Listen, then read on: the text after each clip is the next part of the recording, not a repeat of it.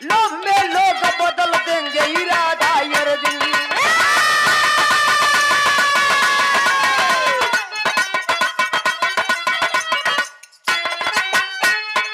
भगवान दुनिया के मालिक हो भैया, बताओ गल समझा रहे हैं अर्जुन जी को कि लुप्त हो जाएगी पुरानी मर्यादा। जो सतयुग त्रेता द्वापर में सबको सम्मान मिला करता था, अब कलयुग में ना मिले। कहन धर्म कर्म की होगी यहाँ पर हानि अर्जुन, धर्म कर्म की होगी यहाँ पर हानि अर्जुन। भाई न भाई रहे बनिए कसाई अर्जुन।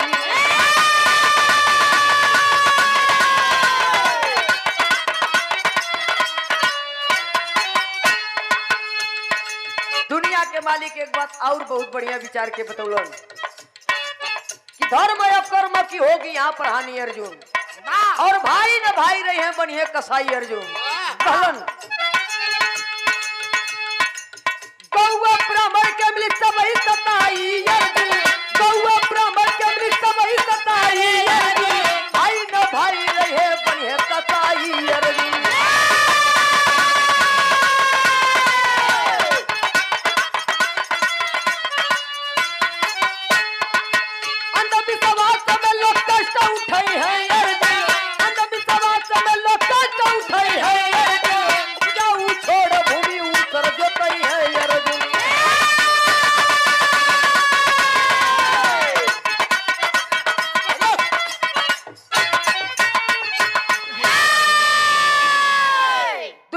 मालिक बताए कि गौ और ब्राह्मण के मिल सबही सताई अर्जुन। भाई न भाई रहे हैं बनिया कसाई अर्जुन, करसाई अर्जुन।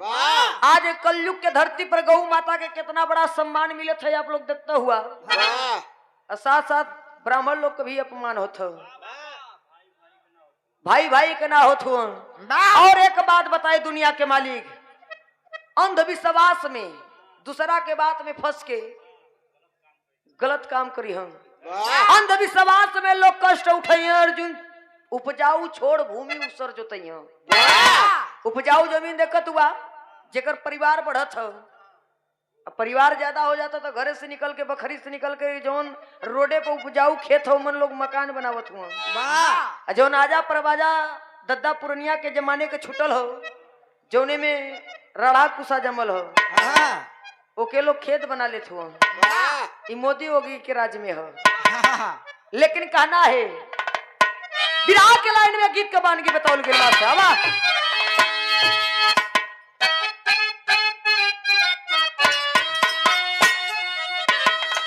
एक गीत कौनो बंजारन गावत रहल कलश कि अरे बूढ़ा जुल्फी,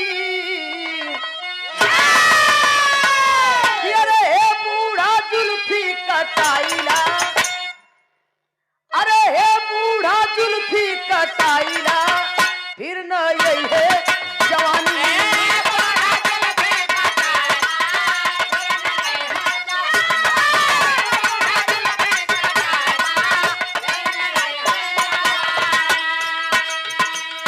लेकिन विराह के कहानी से ध्यान न हटे, इस गीत रहल एक बार चढ़ानी है तो एक बार लटकानी अइबे करी, चाहे वो जवानी हो चाहे पेड़ पर चढ़वैया हो लो, एक बार चढ़ना तो उतरना है। कहना है कि चले संगवा में पारस मुरार हो, पारस है अर्जुन, मुरार दुनिया के मालिक कन्हैया। चल दिए चले संगवा में पारस मुरार हो, अजरज देखे भारी,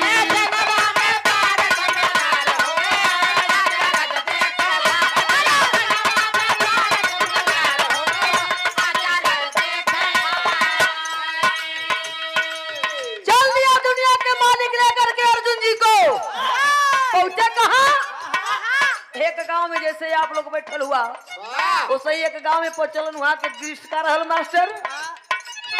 एक कुआना भरे छन कुआना पानी,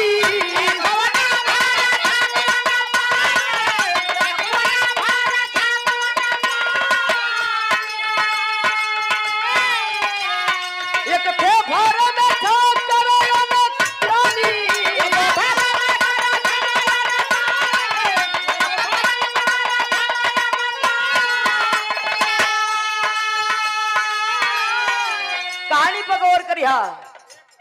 कुआना भरे 6 कुआना पानी और कहवा कि एक कुआना तो 6 के कैसे भरत हुई। कहानी समझला। एक बाप के 6 बेटवा रहल, 6 बेटवा रहल। छवउन के बचपन से पालत पोसत जवान कैलन। उनकरे आ गई बुढ़ौती तो हो गए खटिया पर। और जब खटिया पर हो गए तो छवउन का मेहरारू जो रहलिन जेके कहल जाला मेहर। छवउन का मेहरारू कोनो छुहात अपने बाऊ के खियावत ओकर मेहरारू कहे खियावत तो चकवासल हुआ ये सवा कुल सरलवा तो ही के दही। मेहरारू के बात सुने कहे बेचारा ठीके कहत ही हम ही के कुल मिले वाला ना बा। जब दूसर का करे तो दूसरकियों के मेहरारू पंप मारे लगे। एक दूसरे पर तना कसी करे लगलन। और जब 6 मिनट तना कसी करे लगलन तो अपने बाप के बिना दाना और पानी को खटिया पर सुखवावे लगलन। यहाँ तक कि इतना सुखवलन कि उनकर दुनिया से विदाई कर दिलन कुल बिना अन्न पानी का। लेकिन एक बाप छवउन के मिल के खियौलन, अपने अकेले कमा के छवउन के खियौलन। लेकिन 6 मिल के एक बाप का पेट ना भर पौलन। चलिए बताओ लगल। एक कुआना भरे 6 कुआना पानी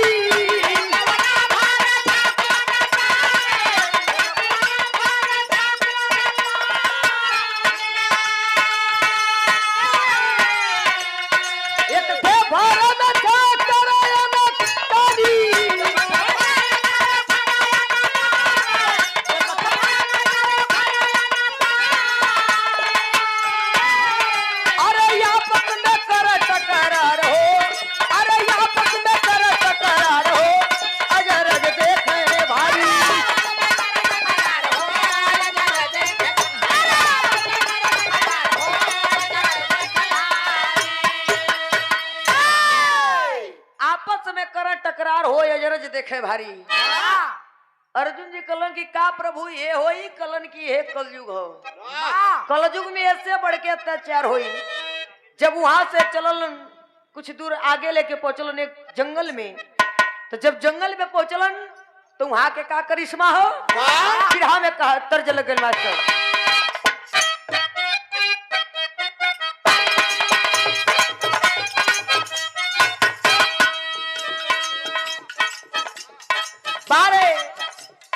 आज के जमाने के लोग पहले कुछ गीत अलगे रहल।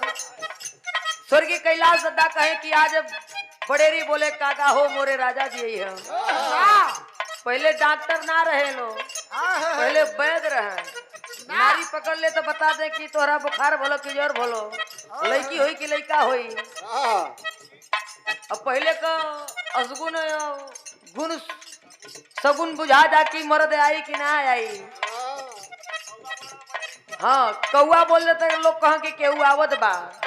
लेकिन वो मेहरारू कोनो बड़ी मनबड़ मेहरारू अपना मर्द से कलश के सुनबा हमार मन करत लड़क कलश का लड़बी कहे प्रधानी बतावत है मेहरारू कलश।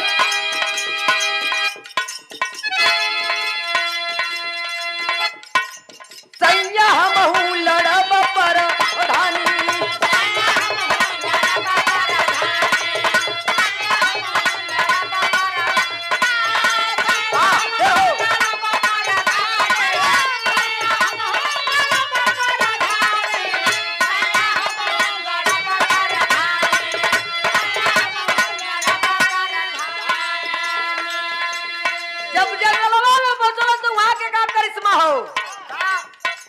आगे बढ़ले मोहन धनु धारी।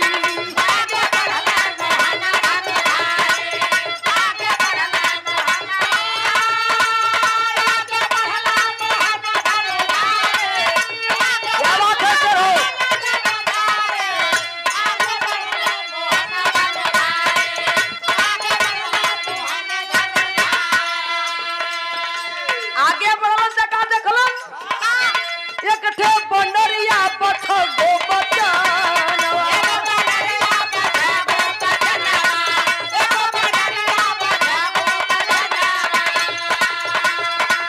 छोके राखी तुम्हारी मयानवा।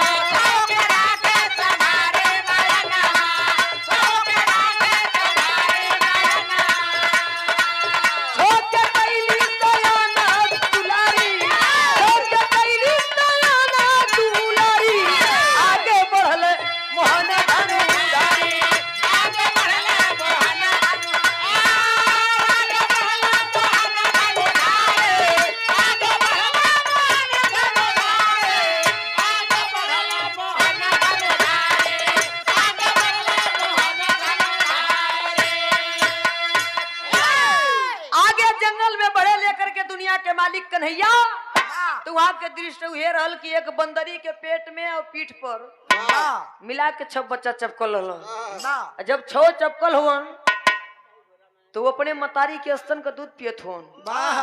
मतारी के स्तन का दूध पियत हुवन, धीरे धीरे बचपना छोड़ जवानी की दहलीज पर हुवन।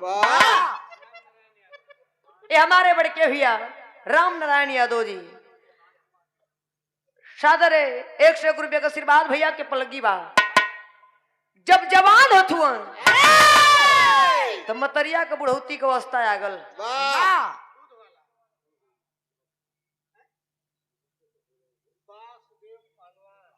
और देखिए पहलवानों के पहलवान वासुदेव पहलवान हमारे बाबूजी की ओर से ए सादर 101 रुपये का आशीर्वाद बहुत बहुत पलगी बा। जब 6 जवान हो गए तब पेड़ पर उछड़े लगलन, चढ़े लगलन, अपने से खाए लगलन, पिए लगलन। अब मतारी का का दशा हो, वो एक पेड़ का सहारा लेके लुढ़क गई। बंदरी एक पेड़ का सहारा लेकर के वो लुढ़क जाती है, लेकिन बाबू हो बंदरवा का जौन बंदरिया का बच्चवा रहलन, ए डारी से ओ डारी से, ए डारी से कुल अपन मौज लेत हुवन और उछड़त हुवन। जौन कोनो सौखत आके मतरिया के पुतरिया में मारे, जब अखिया में मारे तो मतरिया छपटिया जाए।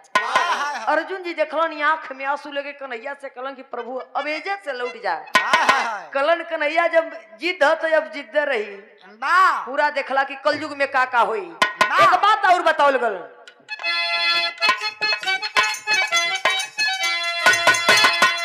साथे में दूधवा पियावे मयानवा,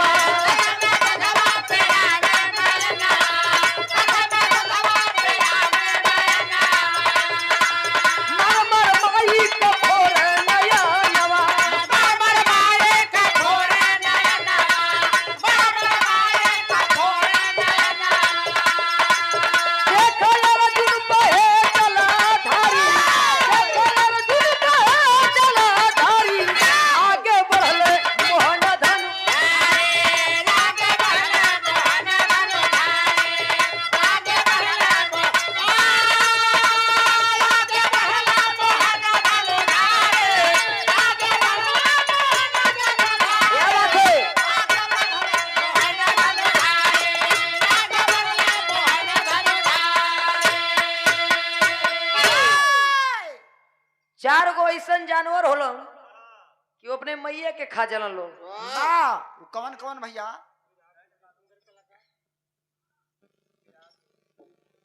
और देखिए बिरहा के बड़ी सुंदर कलाकार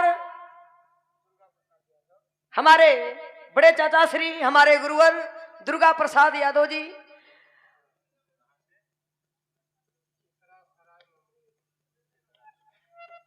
चेतरा सराय ममरेज के धरती से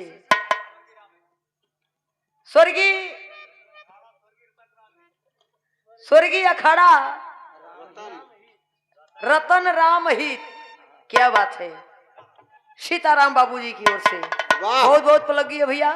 कैलाश दादा के अखाड़े से ना अब टेढ़ टेढ़ घुमेबा तो रस बड़ा देरी ले निकलला, सोझे गारदा निकल जाओ। बतावल गल 4 जानवर अपने मतारी के पेट में जब पला लगलन तो के साफ करल लोग, जैसे में केकड़ा हो गलन, बिच्छू, गोजर, ये लोग जब अपने मतारी के उदर में पलन तो अपने मतारी के खात पैदा होलन। मतारी एक बेरी वो लोग के जन्म दिली, चाहे वो बिच्छू हो, चाहे गोजर हो या केकड़ा हो, ये लोग अपने औलाद के एक बार जन्म देवली। वो लोग के लोग कहलन कि पूरा जब खोखड़ाई खुलेला तब लोग निकलल, नहीं तो आप लोग उठा के देख लिया इतिहास। लेकिन कहना है एजक से बिरहा में विदेशिया के भाव में कहना है मास्टर,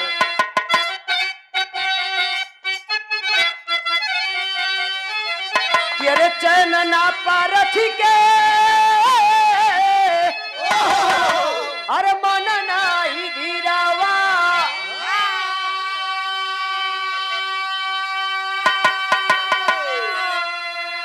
अरे राजा वाली बतिया बोले कन्हैया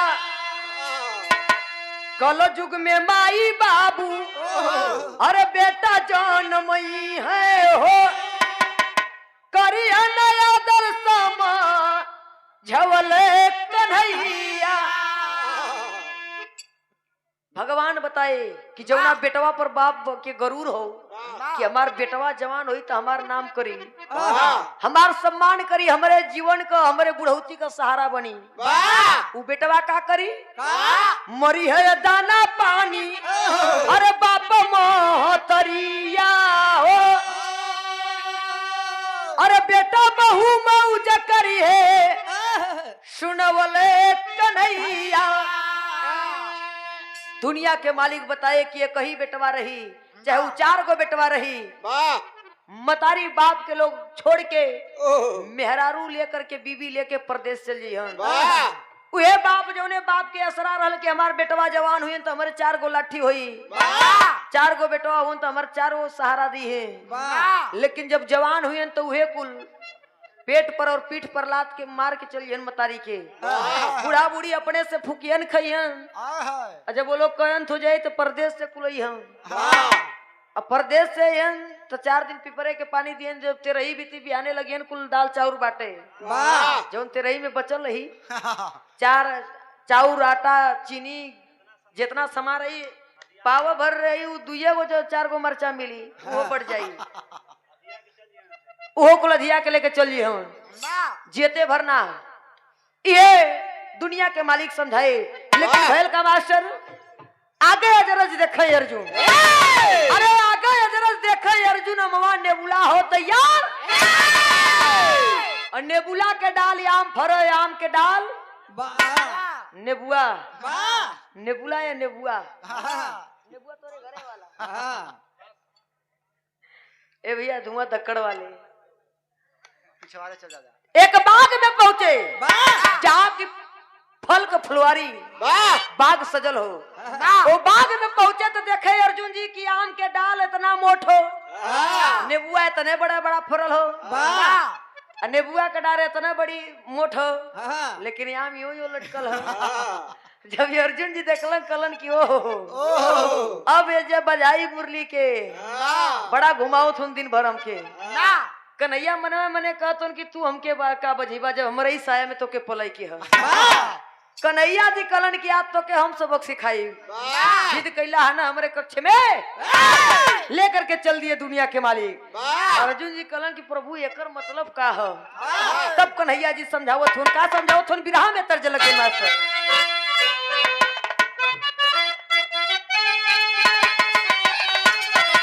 ये ठाढ़े रहो मुरली वाले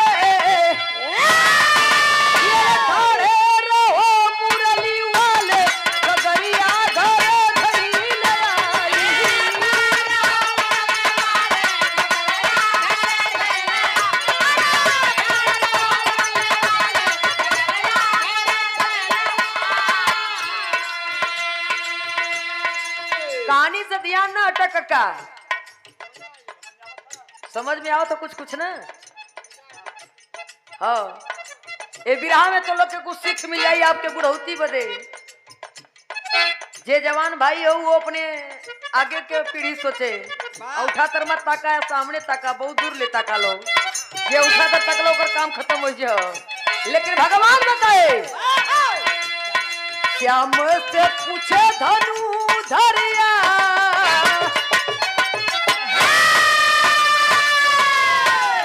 से पूछो तो अर्जुन श्याम से पूछे धनु धरिया फुलवारी का बताई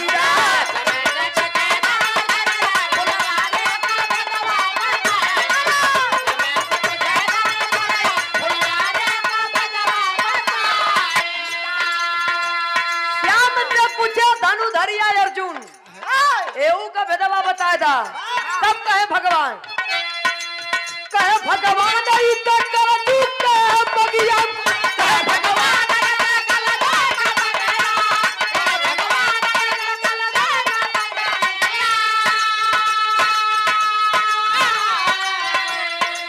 जात पर जात करिया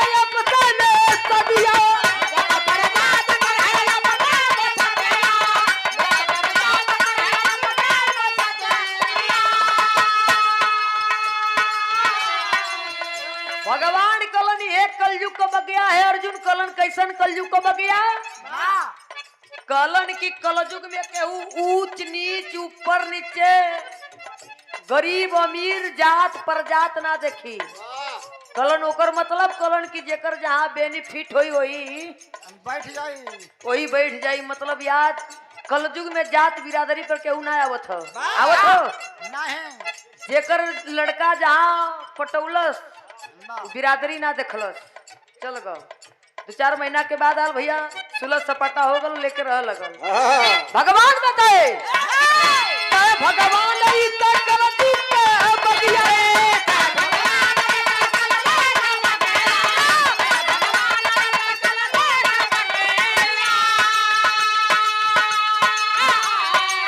जत पर जात करिए अपने तनिया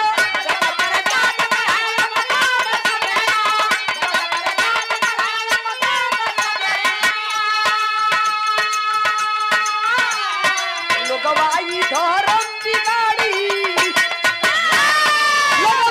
धर्म बिगाड़ी फुलवारी का भगवान बताई